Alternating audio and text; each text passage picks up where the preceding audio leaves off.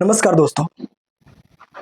एक पत्रकार जो पहले बिहार में बहुत रिलाई करता था, नीतीश कुमार और आरजेडी की गठबंधन थी, तब उसने सरकार के ऊपर बहुत आरोप लगाए और बहुत रिलाई किया। लेकिन जैसे ही बीजेपी की सरकार बनती है, बीजेपी गठबंधन की सरकार बनती है, उसका रिलाई बंद हो जाता है। क्यों मैं बोल रहा हूँ? क्योंकि अब वो पत्रकार का नाम है मनीष कश्यप, अब वो बीजेपी ज्वाइन कर लिया है।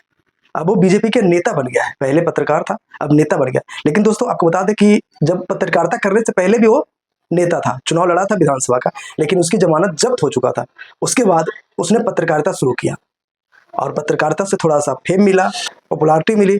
उसके बाद बीजेपी ज्वाइन कर ली। बिहार के विकास के लिए किसी भी पार्टी में जाने को तैयार है, चाहे आरजेडी हो, कांग्रेस हो या फिर जेडीयू हो, किसी भी पार्टी में हम जाकर के बिहार के विकास के लिए काम करेंगे। लेकिन ये सारे पार्टी उसको दरकिनार कर दिया, तो वह निर्दलीय चुनाव लड़ने का फैसला लिया। मनोज तिवारी से कांटेक्ट हुआ और अब कल वो बीजेपी में जाकर बीजेपी का दामन थाप लिया।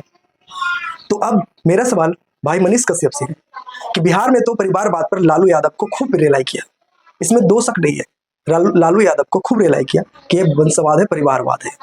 लेकिन हमारा सवाल मनीष भाई से है कि मनीष भाई, जब लालू यादव परिवारवाद है तो चिराग पासवान क्या है, राजनाथ सिंह क्या है?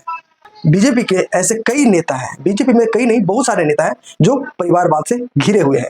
तो अब मनीष कश्यप को बहुत आसान हो जाएगा कि बीजेपी के नेताओं से जाकर के बात करें और परिवारवाद पर उन सभी नेताओं से सवाल करें कि आपका परिवारवाद क्यों चल रहा है, बीजेपी में भी क्यों परिवारवाद चल रहा है, या फिर महंगाई पे, बेरोजगारी पे, भ्रष्टाचारी पे जाकर प्रधानमंत्री जी से भी मनीष कश्यप सवाल पूछेगा आप कि प्रधानमंत्री जी, देश में महंगाई क्यों है, बेरोजगारी क्यों है?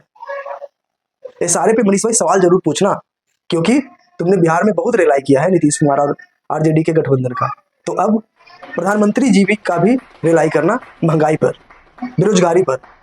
तुम कहते हो ना कि हम युवा के विकास के लिए काम करेंगे, बिहार के विकास के लिए काम करेंगे, तो युवा को रोजगार के लिए भी आवाज उठाओ और जाकर प्रधानमंत्री जी से सवाल पूछना कि प्रधानमंत्री जी, हमारे बिहार में बेरोजगारी बढ़ा हुआ है। नीतीश कुमार पिछले 10-15 साल से लड़ रहे हैं कि हमारे बिहार को विशेष राज्य का दर्जा दिया जाए, वो अभी तक नहीं मिला है।